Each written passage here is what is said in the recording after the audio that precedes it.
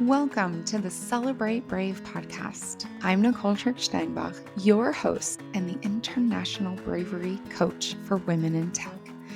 I serve women all over the world to earn more money, create more opportunities, and thrive in the tech industry because tech needs all of us. Are you ready? Let's go. Hello, brave people, and welcome back to the Celebrate Brave podcast. And I am going to start with a message of gratitude that you are spending your time with this content and with me. The Celebrate Brave podcast is, it's just such a gift. And I am so grateful for you listening and also for you when you send me feedback and ideas, stories, people you want to hear interviewed. I'm just so deeply grateful. And so today we're doing something really near and dear to my heart. I am bringing you behind the curtain. There's going to be 2 of these episodes. I'm bringing you behind my curtain about growth. So this podcast includes the content of one of my earliest podcasts. In fact, it's the one called You Are an Cast Iron Pan. And herein lies some of the magic, some of the wonder behind the curtain. You know, creating a podcast has been the gift that appears to have no end to giving. And so, what I want to do in wrapping this important message back to you with the additional growth and clarity and client experiences is make sure that these messages are truly a gift to you, dear, dear woman in tech. Okay. So the You Are a Cast Iron Pan goes into some big depth about cast iron pans that I probably wouldn't do again if I was to redo this. But here's the message. Here's the message. No matter how incredible you are, no matter how awesome you are, no matter how skilled you are, you have to take care of yourself. I believe, whether I've met you or not, I believe you have a potential you have only glimpsed. You probably knew it as a little one, and you've probably lost track of it now. And that's okay, because that's also true for me. And you need rest.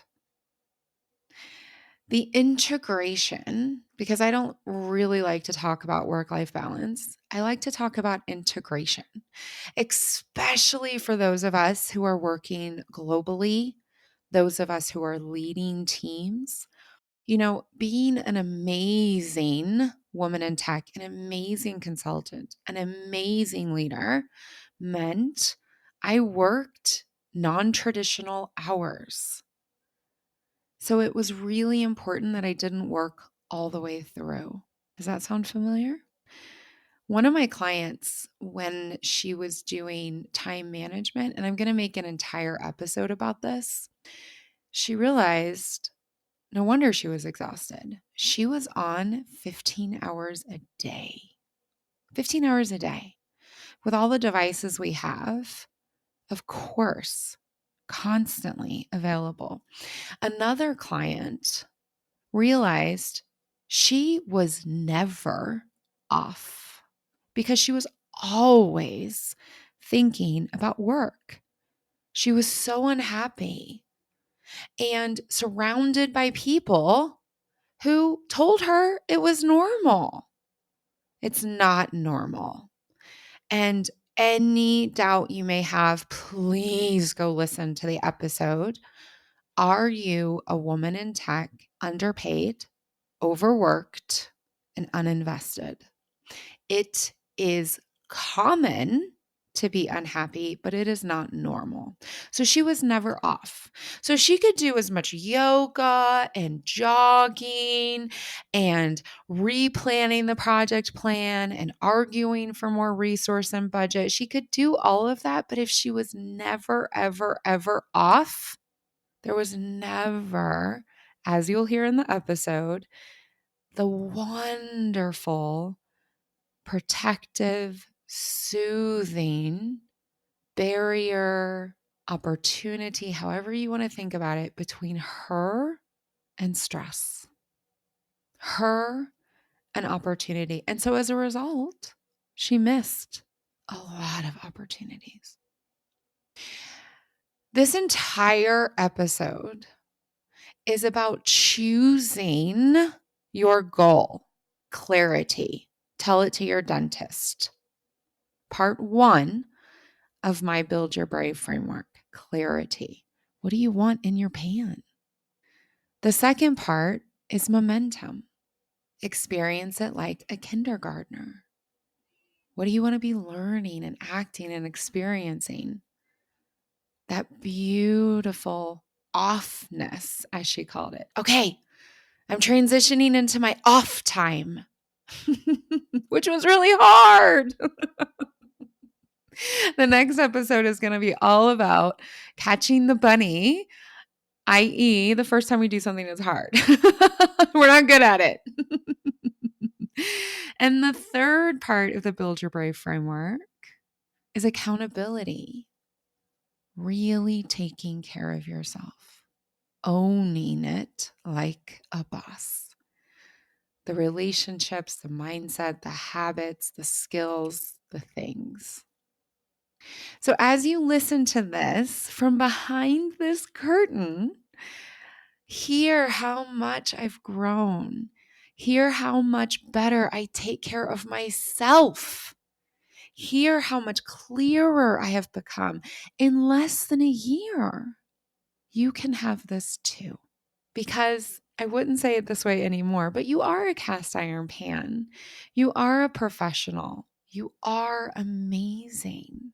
And you deserve and you can know it, be it, and show it to other people. You can be a woman in tech who is really happy and is paid well and is leveled appropriately, i.e., promoted, and has incredible growth stats. That can be you. So enjoy this episode. Did you know that you are a cast iron pan? Right? Oh my goodness. Where is she going with this one? Well, the first part is to say, if you are a vegetarian and you feel uncomfortable with non-vegetarians talking about their meat eating habits, I see you. You are valuable. Do not listen to this recording. Do not listen to this recording. All right. So for those of you that are still with me, hello, you are a cast iron pan. Now, I recently said this to a fantastic person in my life. And this is someone who can go pretty far with me on my metaphors. And she laughed so hard. And then her questions afterwards made me super committed to make this episode. So if you love it, praise her. If you hate it, complain to me. So you are a cast iron pan. Let's start with the foundation. So what is a cast iron pan? Of course, I'm talking about a pan that goes onto your stove. And these are, the old school pans. So this is from a time when iron got stable enough, could be formed enough to be cast. So to be formed over a template to create cast iron pans. These things are heavy as can be, and they're a bit sensitive. This is not one of the, non-stick pans. You can carry 3 of them at the same time. Of course, there's a place for those in the kitchen for sure. This I'm talking about, this type of pan, this cast iron pan, super heavy, and it's a sensitive little flower. They are expensive and they last forever if they're taken care of. You can buy them either seasoned or unseasoned. And basically, unseasoned means it's raw. You are the person that has to create the barrier between the heat on the iron and, in this case, the meat that is being grilled or being, I guess it wouldn't be called grilled, huh? Fried? I don't know. This is why I love cast iron pans. The other option is seasoned, which is essentially that someone else has gone through the heavy lifting. That's funny, but it is heavy lifting to create this barrier between this glorious heat of the iron and the meat that you are preparing. Okay. You got to get into the little grooves. You got to create this barrier so that there's this crispiness. All right. Why am I talking about all of this? Because here's the deal. I eat meat and I eat it with relish. So my family buys high quality meats, especially when we're talking about beef and a steak. There's going to be a marbling of fat. And before anyone sends me messages about fat being unhealthy, save your time. We're just going to disagree.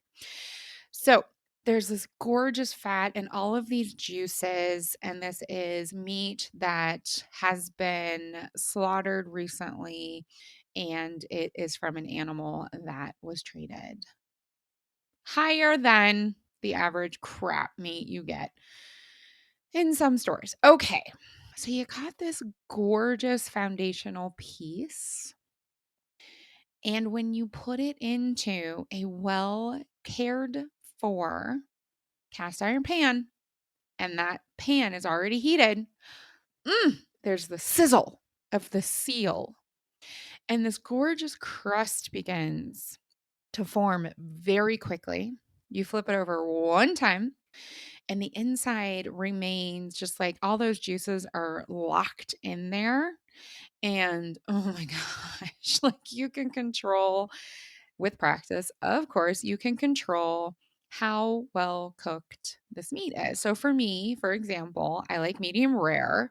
And with a cast iron pan that's well cared for, that's totally doable. And the flavor, granted, it's not as amazing as when it's grilled over actual fire, but I'm telling y'all, it's right below it. It's like right below it. And it's made in your home all season. You don't have to freeze getting your grill going. Okay. So, as you can tell, I am in the camp that investing the money and the time to care for my cast iron pan is totally worth it. But if you Google this, you're going to see that not everyone agrees with me, and that's totally fine. In fact, my beloved does not agree with me. So, upkeep and care for our cast iron pan completely belongs to me, which is where this metaphor begins. So, we've covered the foundations. Now, let's talk about why you are a cast iron pan by talking about me as a cast iron pan. I like to start with my own story because it's just in higher integrity. You're going to hear more stories where I'm sharing my viewpoint, and I share client stories with inspiration, carefully around their privacy, or because they've agreed to it. So let's start with me.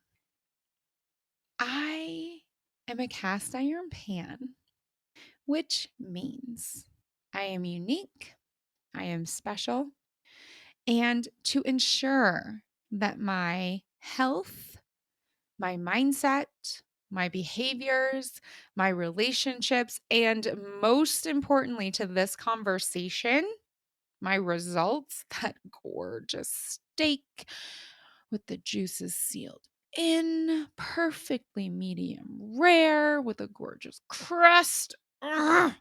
The results, they belong to me. They belong to me.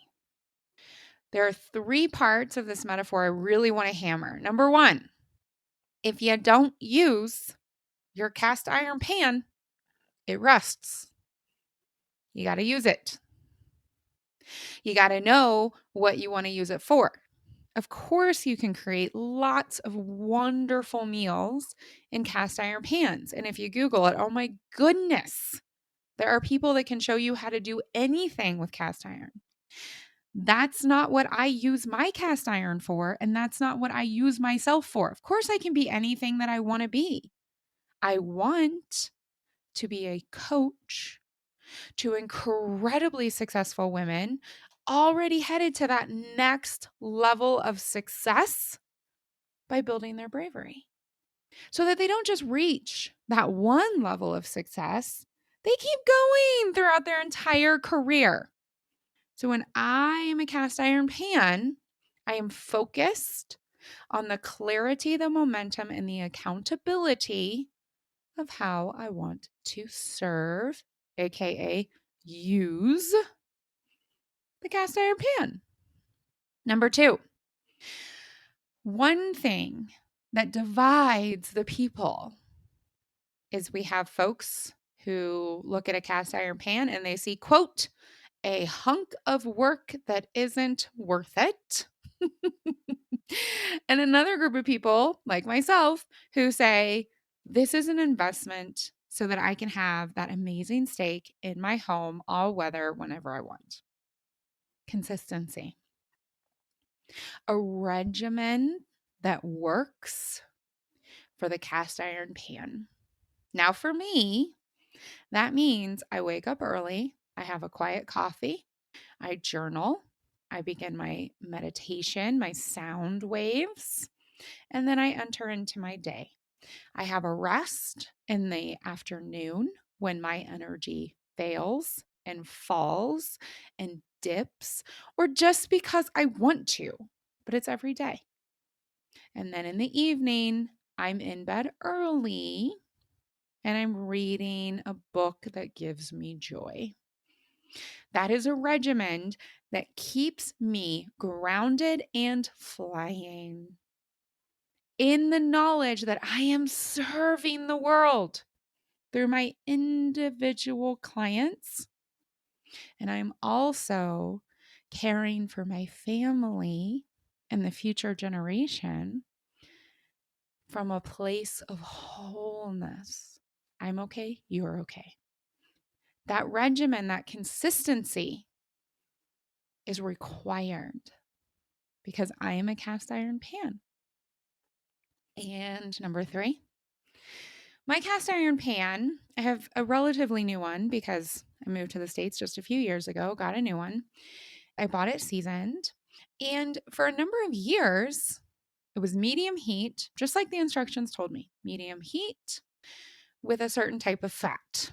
And that would continue to hold that seasoning. But I realized probably about a year ago that that wasn't working anymore. And so I noticed it and I went into a learn act spiral. Tried out new things, saw what worked, saw what didn't work. And I've realized over this trial and error, this regime of consistency, because I want to use my cast iron pan, that actually what my pan needs now is much longer, low, like even almost below a simmer with a different type of fat. Fascinating, right? So, number 3 is I'm always learning and improving. And the same can be true for myself. Recently, I was shocked to discover that I feel better. I feel this is so weird. I'm actually a little embarrassed to share this, but here we go. I feel better when I eat breakfast later. So I have coffee and it has, because I'm off of dairy, and it has macadamia milk in it or an oat milk. I like macadamia better because I like the taste of nuts, and so it works for me. Some people hate it. That's totally fine. I was having myself eat breakfast so that I had energy to enter into my day, high quality protein based energy. Well, that actually didn't always feel fantastic, but it had worked. It had worked for over a decade. It had worked. Actually, 2 decades, I think. I started doing this when I was still a global consulting going all over the place. Okay. Then we were in Pittsburgh for about a month. We moved our family to Pittsburgh so that we could have a different energy and still be quarantine safe. I have some incredible community members there, and that's really important to me. For whatever reason, I think it was like 4 or 5 days when I didn't have breakfast at the beginning. I enjoyed my coffee first. And it took me a little while, and suddenly I was like, huh, that's really interesting. I'm actually feeling better. And then when I have breakfast, it tastes nicer. I'm enjoying it more. And actually, I bring some more variety into my breakfast, which I wasn't doing before because I was in this habit. Well, it turns out that habit that had served me wasn't serving me anymore because I am a cast iron pan. I hope that you're seeing how this works. So here we are going into the part about you. You are a cast iron pan. So, number one, what are you here for? What's your clarity? What's your goal? What's your purpose? What's your vision? There are so many ways to describe this, but it's why you're here for this phase. Don't get all hung up that it has to be the same thing throughout your entire career or your entire life. It doesn't. What about this phase? What is your cast iron pan being used for? You got that clarity? I'm going to take this moment just to say, the first few episodes of this podcast, if you've missed them, they go through the 3 parts of my Build Your Brave framework. Tell it to your dentist, clarity. Experience it like a kindergartner, momentum. And own it like a boss, accountability. If you've missed those, pop on over, experience them, and then come on back. So, what are you here for, dear Iron Pan? How are you taking care of yourself? Are you doing it consistently? And are you doing it in a way that helps you do and become who and what you want to be? If it's not, let's learn. Let's improve. What was serving you before and isn't now? What do you want to serve you? Who do you want to become? How does she feel? What are her habits, mindset, behaviors, relationships, skills? How does she spend her day? When does she take holiday and for how long and where? If she goes somewhere, where does she go? What does she experience? This is up to you because you are not a hunk of work that isn't worth it. You are a unique, glorious being who is worth the investment, the consistency, and the continuous growth. Are you committed? Do you have your regimen? Are you consistent? Are you learning? Are you growing? Are you getting better? And if the answers aren't a clear frickin' yes, if you aren't, or if you don't, remember, you are a cast iron pan and you decide. Now, of course, you can take a shortcut. You'll taste it. You will taste the difference. So I recommend that you don't. I recommend that you pull it together and you let it go. That you jump into action and you step into reflection. that you lean in and that you lean out. I suggest that you brave it up and that you take care of your cast iron pan today and tomorrow. Go out there, make some incredible steaks that only you can make. Thank you for listening to this episode of the Celebrate Brave podcast. If you're ready to build your brave, to live a life you love, and create a career that matters to you, reach out. Together, we can spend time one-on-one to explore how I can help you.